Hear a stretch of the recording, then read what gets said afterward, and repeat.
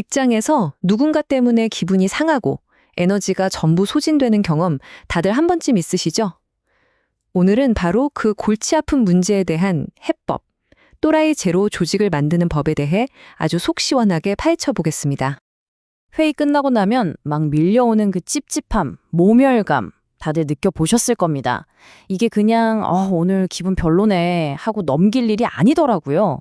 스탠퍼드 대학에서는 이걸 아주 심각한 문제로 보고 심지어 이름까지 붙였습니다. 바로 공인 또라이라고요. 이게 조직에 얼마나 큰 손해를 끼치는지 오늘 제대로 알려드릴게요. 그래서 오늘은 스탠퍼드 대학의 로버트 서튼 교수가 쓴 바로 이 책, 또라이 제로 조직을 바탕으로 이야기를 풀어가 보려고 합니다. 우리 주변에 꼭 있는 이런 사람들 어떻게 딱 알아보고 또 어떻게 현명하게 대처할지, 그리고 궁극적으로는 우리 회사에서 이런 사람들을 어떻게 없앨 수 있을지 그 구체적인 방법들을 하나하나 짚어볼 겁니다. 자, 그럼 오늘 우리가 함께 살펴볼 내용들입니다. 먼저 사무실에 왜 이런 문제가 생기는지부터 시작해서요. 이런 사람들을 어떻게 식별하는지, 그리고 이들이 회사에 끼치는 어마어마한 비용은 뭔지 알아볼 겁니다. 그런 다음엔 해결책으로 넘어가서 또라이 금지 규칙을 어떻게 실행하는지, 그리고 만약 그런 환경에 처했다면 어떻게 살아남아야 할지, 마지막으로는 이게 우리 모두의 책임이라는 점까지 짚어보겠습니다. 자, 그럼 첫 번째 주제부터 시작해볼까요? 사무실의 또라이 문제.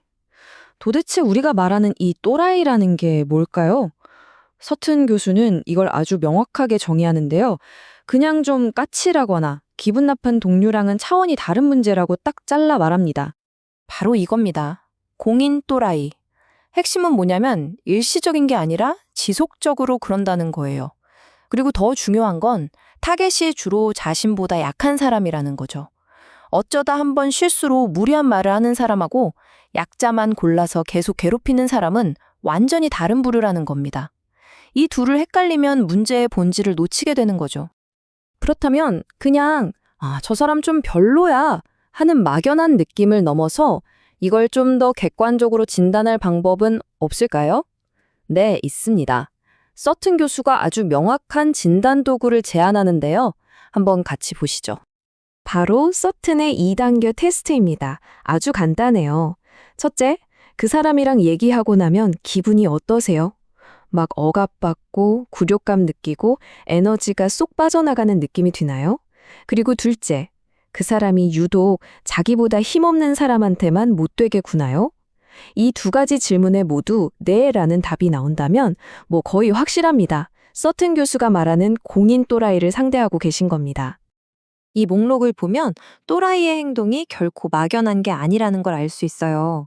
대놓고 하는 인신공격도 있지만 교묘하게 비꼬는 농담, 회의 중에 계속 말 끊기, 은근히 무시하는 듯한 표정, 심지어 투명인간 취급하는 것까지 정말 다양하죠. 서튼 교수는 이런 사소해 보이는 행동 하나하나가 모여서 조직 전체의 신뢰를 좀먹는 독이 된다고 경고합니다. 이건 그냥 기분이 나쁜 게 아니라 명백한 공격 신호라는 거죠. 자, 이제부터가 정말 중요합니다. 이건 그냥 개인적으로 좀 불쾌하고 많은 그런 문제가 절대 아니에요. 지금부터 보시겠지만 이건 조직의 생존을 위협할 수 있는 돈으로 환산 가능한 아주 심각한 경영 위기입니다. 심리학 연구 결과인데요. 정말 놀랍지 않나요? 부정적인 경험이 긍정적인 경험보다 우리 기분에 무려 5배나 더 강력한 영향을 미친대요. 이게 무슨 뜻이냐면 5번 칭찬을 들어도 한 번의 모욕이 주는 상처를 회복하기가 그만큼 어렵다는 거죠. 독성 있는 동료 딱 한 명이 팀 전체의 분위기와 성과를 어떻게 망가뜨릴 수 있는지 보여주는 아주 과학적인 근거입니다. 이건 정말 드라마틱한 실제 사례인데요. 세너라는 소프트웨어 회사의 CEO가 관리자들한테 엄청 공격적이고 위협적인 이메일을 보냈어요. 근데 그게 외부에 알려지자마자 어떻게 됐을까요? 주가가 하루 만에 22%나 폭락했습니다. 리더의 공격적인 또라이짓 한 번이 주주들의 돈을 말 그대로 허공에 날려버린 거죠. 정말 충격적이지 않습니까? 문제는 이런 비용들이 대부분 눈에 잘 안 보인다는 거예요.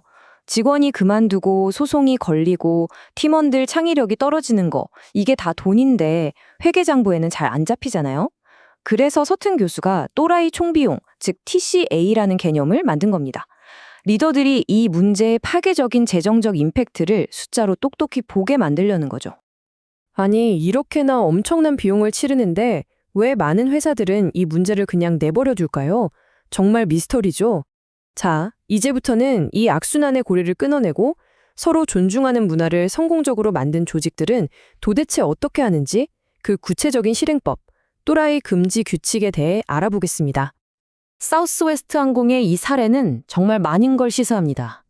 보세요. 조종 실력이 아무리 뛰어나도 사람을 대하는 태도가 엉망이면 그냥 즉시 불합격시켜버리는 겁니다. 최고의 기업들은 또라이 금지 규칙을 그냥 벽에 걸어놓는 장식품이 아니라 채용이라는 가장 중요한 관문에서부터 적용하는 타협할 수 없는 핵심 가치로 삼는다는 거죠. 실력보다 인성이 먼저라는 겁니다. 진정한 성과란 뭘까요? 왼쪽처럼 혼자만 잘나서 주변 동료들을 다 시들게 만드는 재능 있는 악당일까요? 아니면 오른쪽처럼 동료들이 더 잘할 수 있도록 돕고 팀 전체에 활력을 불어넣는 사람일까요? 답은 명확하죠. 전자는 결국 회사의 마이너스가 되고 후자야말로 진짜 회사의 이익을 가져다주는 에이스입니다. 이거 정말 놀라운 이야기 아닌가요? 한 의류 매장에서 실적이 제일 좋았던 슈퍼스타 영업사원을 잘랐더니 오히려 매장 전체 매출이 거의 30%나 뛰었다는 겁니다. 어떻게 이런 일이 가능했을까요? 그 비밀은 바로 협업에 있었습니다.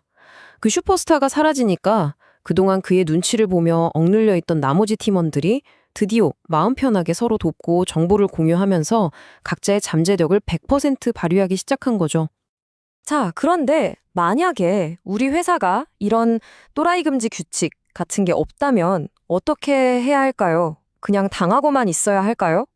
아닙니다. 이제부터는 그런 최악의 환경 속에서도 나 자신을 지키고 또 한편으로는 거울을 보며 혹시 나는? 하고 스스로를 점검해 볼 수 있는 개인적인 생존 전략들을 살펴보겠습니다. 래프팅 가이드가 알려준 악마의 웅덩이 전략이라는 건데요. 급류에 빠졌을 때 허우적대면서 물살이랑 싸우면 더 위험하다는 거예요. 차라리 힘을 빼고 물살에 몸을 맡기되 발로는 앞에 있는 바위들을 살짝씩 밀어내면서 방향을 조절하는 거죠. 직장에서도 마찬가지입니다. 도저히 바꿀 수 없는 거대간 또라이라는 물살과 정면으로 싸우기보다는 내가 통제할 수 있는 작은 것들에 집중하는 겁니다.